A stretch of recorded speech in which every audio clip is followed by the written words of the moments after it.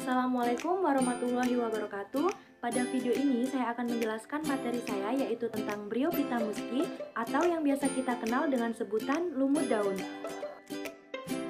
Sebelumnya saya akan memperkenalkan diri saya terlebih dahulu. Nama saya Elsa Maritasari dengan NIM 1930207088 dari kelas 19074 Pendidikan Biologi dengan dosen pengampu Ibu Elvira Destianasari MPD.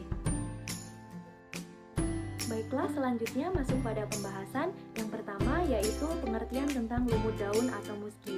Apa sih lumut daun itu? Lumut daun atau musci merupakan tumbuhan lumut yang paling banyak dikenal. Lumut ini merupakan tumbuhan yang kecil yang mempunyai batang semu dan tubuhnya tegak. Habitatnya berada di tempat yang lembab. Musci atau lumut daun bagian tubuhnya tidak berpembuluh dan merupakan tumbuhan berspora yang termasuk kelas terbesar dalam divisi tumbuhan lumut atau Bryophyta yang sering kita kenal dengan sebutan lumut sejati karena bentuk tubuhnya yang kecil, memiliki bagian menyerupai akar atau rizoid, batang, dan daun. Lumut ini melekat pada substratnya tetapi mempunyai rizoid yang melekat pada tempat tumbuhnya. Dapat kita lihat jelas pada gambar bagaimana struktur lumut daun ini. Selanjutnya yaitu ciri morfologi dari musci.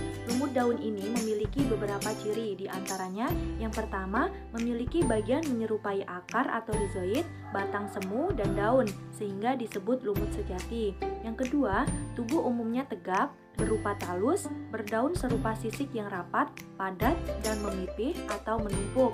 Yang ketiga, hidup di tempat yang lembab.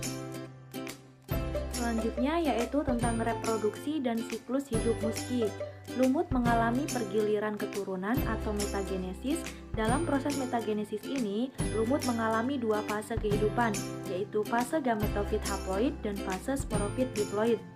Pada tumbuhan lumut daun, alat-alat kelaminnya berkumpul pada ujung-ujung batang atau ujung cabangnya, lalu dikelilingi oleh daun-daun yang letaknya paling atas. Terdapat lumut daun yang berumah satu, yakni jika memiliki antheridium dan archegonium, dan berumah dua jika yang dimiliki antheridium dan archegonium terpisah dari tempatnya apabila antheridium sudah masak. Kemudian pada ujungnya akan membuka. Hal ini karena sel-sel dinding yang letaknya di ujung menjadi berlendir dan mengembang sampai katikulanya pecah. Hal tersebut juga terjadi pada archegonium yang sel telurnya sudah siap untuk dibuahi. Pada bagian archegonium, tepi dindingnya terbuka dan akan membengkok keluar dan bentuknya seperti corong. Jika ada hujan, air membantu spermatozoid menuju sel telur dan sel telur memproduksi sakarose. Sesudah terjadi pembuahan akan membentuk zigot. Kemudian berkembang menjadi embrio dan berkembang menjadi sporofit. Pada tempat yang cocok, spora akan berubah berkecambah membentuk protonema. Pada protonema timbul rizoid yang masuk ke dalam tanah. Saat keadaan cukup cahaya, protonema akan membentuk kuncup yang bisa berkembang menjadi tumbuhan lumut. Terbentuknya banyak kuncup menyebabkan tumbuhan lumut tersusun mirip seperti rumpun. Dapat kita lihat pada gambar tentang reproduksi siklus yang dialami oleh musci. Selanjutnya yaitu tentang pengklasifikasian musci. Musci terdiri dari 3 ordo. Yang pertama ordo Andreales, dan yang kedua ordo Sphagnales, dan yang ketiga ordo Bryales. Pada ordo Andreales ini memiliki satu famili, yakni Andreaceae dan genus Andreae. Kemudian pada ordo Sphagnales merupakan lumut gabut yang merupakan bangsa yang memiliki satu suku, yakni Spanaceae dan marga Sphagnum. Kemudian yang ketiga yaitu ordo Bryales merupakan bangsa lumut, sebagian besar lumut daun yang dijumpai tergolong dalam bangsanya. Kita akan bahas dari masing-masing ordo. Yang pertama yaitu klasifikasi pada ordo Andreales. Pada ordo ini terdapat beberapa contoh. Yang pertama yaitu Andrea petrophylla yang memiliki ciri-ciri sebagai berikut. Yang pertama, berwarna hitam kecoklatan, tempat hidupnya pada tempat yang lembab dan basah. Kemudian akar, daun, dan batang masih sulit dibedakan. Kemudian dapat ditemukan di atas pasir bergerak, di atas pipa air, di atas tanah gundul yang mengalami kekeringan. Kemudian yang keempat, tidak memiliki kosta. Kemudian hidup merayap di tempat-tempat basah dan lembab. Dan yang terakhir, spora bersifat heteropositif, banyak bercabang-cabang dan terlihat seperti pipa cendawan yang berwarna hijau. Contoh yang kedua yaitu Andrea australis, memiliki ciri-ciri sebagai berikut.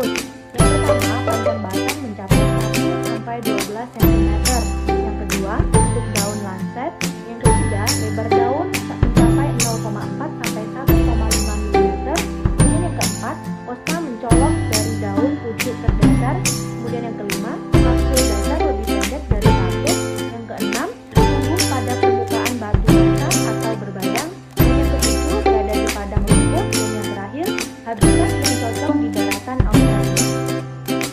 Yang ketiga yaitu Andrea ricastris memiliki ciri-ciri sebagai berikut. Yang pertama, tanaman kemerahan hitam atau coklat kehijauan. Yang kedua, daun melengkung lebar menyebar pendek lancet. Yang ketiga, ujung daun miring atau simetris. Yang keempat, terdapat dari seluruh daun sel basal. Yang kelima, laminal pendek. Yang keenam, sel marginal panjang persegi, panjang bulat kuadrat, pendek persegi panjang. Kemudian yang ketujuh, lumen bulat, 4 persegi panjang atau tidak teratur. Kemudian yang terakhir, spora mencapai 20-30 mm. Selanjutnya, contoh yang keempat adalah kelas Andrea ricci, memiliki ciri-ciri sebagai berikut. 1. Panjang daun mencapai 1-2 mm. 2. Daun tidak terlalu melengkung ke bawah, berbentuk lonjong dengan ujung daun meruncing. 3. Ditemukan pada tempat terbuka dan basah, paling sering di ketinggian seperti pegunungan, tetapi juga terdapat di permukaan laut.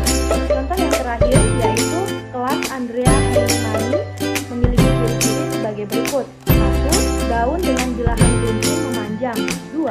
Lebar daun mencapai 0,3-0,4 mm. 3. Tumbuh di batuan daerah gunung dan dataran tinggi.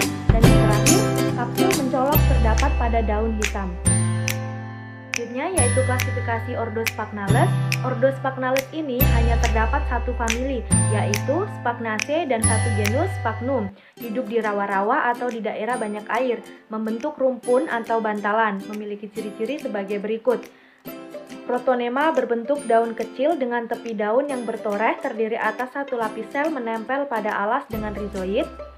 Tiap protonema hanya akan membentuk satu gametofer yang terdiri atas batang-batang yang bercabang dengan daun-daun. Tidak ada rusuk tengah pada daun, gametofer tidak mempunyai rizoid. Daun tersusun atas sel-sel yang berkloropas dan sel-sel mati dan kosong. Batang bercabang-cabang, tegak dan membentuk roset di ujung. Jaringan pada batang seperti spons parenkim sama dengan mesofil daun. Gametongium terdapat pada cabang-cabang yang khusus. Cabang-cabang yang mendukung antheridium pada ketiak daun dan cabang yang mendukung archegonium pada ujung cabang. Archegonium dibentuk berkelompok dan dilindungi oleh parectitium. Sporangium bertangkai pendek dengan kaki hausterium yang kemudian berkembang menjadi pseudopodium. Seta hanya merupakan lekukan antara kaki dan kapsul. Kapsul spora mempunyai tutup tapi tidak terdapat peristom. Yang terakhir, kolumella berbentuk setengah bola. Pada Ordo Sphagnales ini terdapat beberapa contoh kelas. Contoh yang pertama yaitu Sphagnum fimbriatum, memiliki ciri-ciri 1. Batang banyak bercabang, cabang yang muda tumbuh tegak dan membentuk roset pada ujungnya.